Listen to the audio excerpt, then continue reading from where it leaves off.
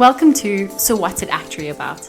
I'm your host, Microinsurance, and I, along with my wide array of guests, hope to help you better understand and weather the wonderful world of actuarial science.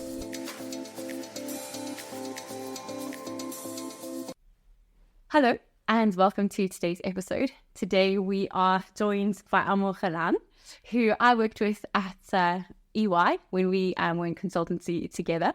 He was always the best dressed in the office.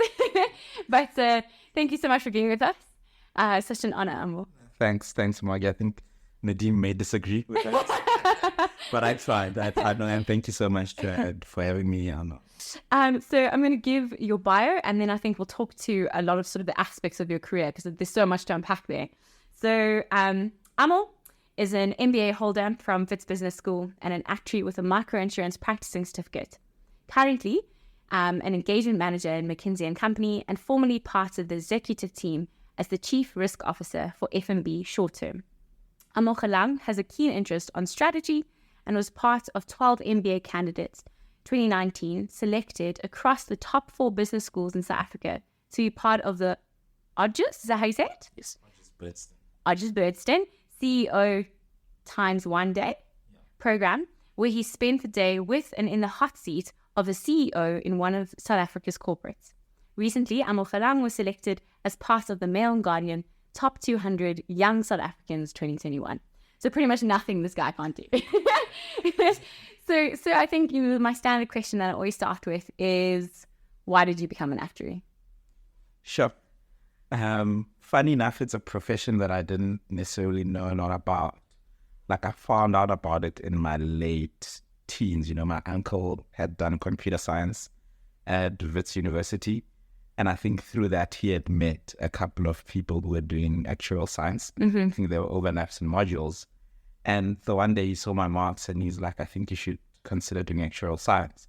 Mm. And that was literally the first time I heard of it. I think I was in probably grade 9 at the time. Mm-hmm. Initially, it was always a case in point, thinking around either being a medical doctor, a lawyer, or a teacher. Those were most of the professions that were well known amongst the Black community. And actually, towards the latter part of my studies, I nearly went into chemical engineering. I remember I had a bursary from SASL, but I think I ultimately landed on doing actuarial science, one, because my uncle said the most intelligent people do it. And he said it pays a lot, and it needed people who loved maths, and I had a very deep passion for mathematics. So I ultimately landed on actuarial science against my parents' advice and against having a bursary at the time with SASL. Sure. And tell me, your actuarial journey to qualification, how was that? Did you find it quite smooth? Were there times when you wanted to give up? What was that like for you? Yeah, I think, it's a roller coaster of a ride. I think, there were some challenges along the way. I think the first one being the issue of funding. Given that I had let go of a bursary, I started my studies without any funding, and my parents wouldn't be able to take me through. Sure. My studies. I think both my parents were teachers, mm-hmm. and in as much as they could put us through school, that they wouldn't be able to carry. I think you probably needed easily around 120,000. So that was the first challenge that I ran into, that I needed to find funding. And I think when I look back, that's probably also one of the catalysts that I then leveraged, because coming in, I knew that I'd let go of a bursary against my parents, so I was already under pressure to perform and to quickly get a bursary. And I think when you started having conversations with people that you met on campus, coming in with the grade marks, that also put me a bit under pressure. So from day one, I was already thinking that I'm on the back foot. Yeah. So I needed to push quite intensely. Fortunately enough, I got a bursary within 6 months of my study. So from the South African Actuaries Development Program. Okay. And I think throughout my varsity years then, it wasn't easy. It required a lot of effort and sacrifice, but things turned out well. I remember my best friend, one of my best friends, CK, was like, at my graduation, he was like, sure, we thought this guy was literally coming out from like such a poor background, because the way he was studying so hard, he probably had no option but to make it. Sure. That's when he came to my house for graduation. Mm-hmm. I think it always stuck with me around that. I think the determination to succeed has always been something that I've had, and that persistency has always been something that I've taken with me. So I think challenging along the way, I think when I started working, it became as challenging as well, because now you had to balance working and studying at the same time. And a couple of failed attempts, especially general insurance, I failed both my F103, which is the pre-fellowship exam, and I failed my fellowship exam. I think I failed communications like 3 times. No. Failed modeling like twice. So it wasn't plain sailing, but I must say that I enjoyed the journey, and it was okay. Like, if I look back, it was tough. It required a lot of effort, but we're here now, and as I look back upon it, I think it's helped just shape me into the professional that I am today. I actually remember so clearly when you passed F203. That was the session I failed, F201. I don't know if you remember. You were over the moon, and I was like, oh my word, I have to write this exam again. But I was so happy for you, because that moment where you qualify, I mean, speak to that. What was your feeling?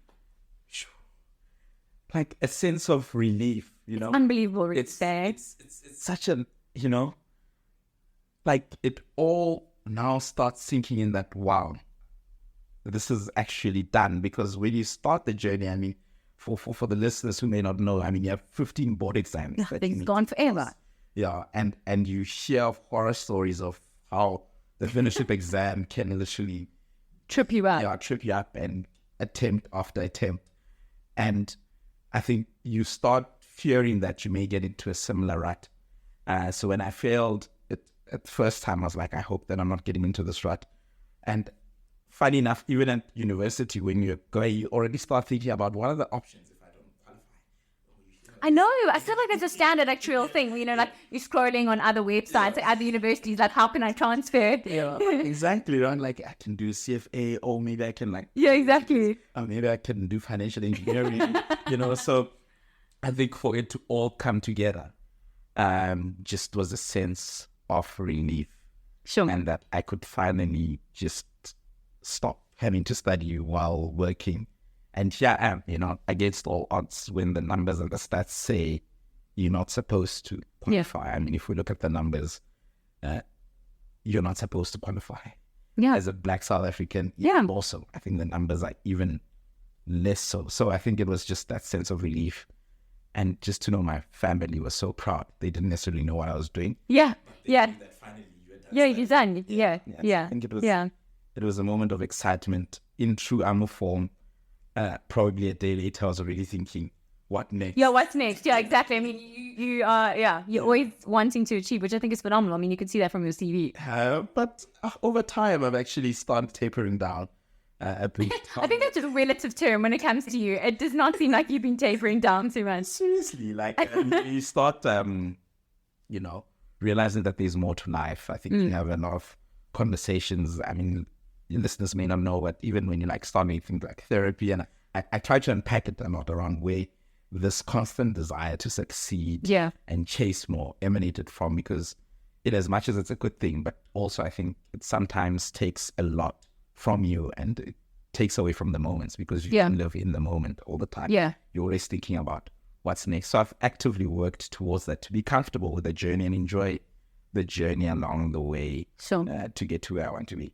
Sure. I think that's very insightful, because I think as actuaries, you are talking about a high achieving subset of people. So I'm sure that is something that a lot of actuaries kind of resonate with, you know, that kind of need to always achieve and improve yourself from like an academic perspective. And that has to stop at some stage, right? Otherwise, you know, like you can just drive yourself into the ground. 100%. So I think if I reflect around my friendship circles, it's always two things that come to light: is that constant desire to chase, but also sometimes the insecurity. And I think you use the chase and achieving the success as a way to mask some of that, you know, the proverbial imposter syndrome. Should I even be here? And as you succeed, it reinforces that, okay, maybe I'm not an imposter, but that dopamine effect lasts so little that you constantly want chasing. So I think I had to actively work against that. And I think I find myself in a lot more of a content space, comfortable with my journey and where it looks and how it's going to unfold over the next 10 years. And I'm sure for our listeners, you're such an encouragement. I don't think you even realize that. I mean, you are, there's a couple of steps, many steps in some case, in front of them, and to say, okay, he's done it. And I think that that's such an encouragement. So thanks again.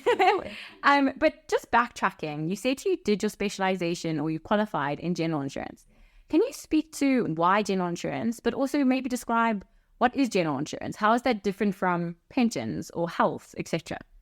Perfect. So I always say a lot of things, funny enough, tend to happen to me versus being proactively planned. I think over a recent time, I'm a lot more targeted about things, but perhaps taking a step back first for the listeners. I mean, general insurance, we call it short-term insurance as well. Yeah. In the sense that it covers physical property items. So you insure a lot of physical properties, and you find that the claim events occur over a very short time frame.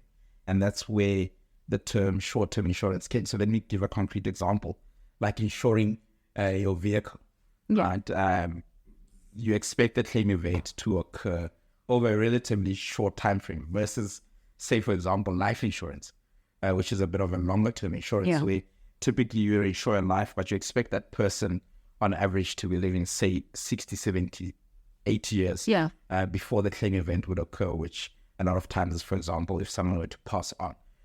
So short-term insurance is typically geared towards insuring physical goods and properties against certain events such as theft, fire, physical damage.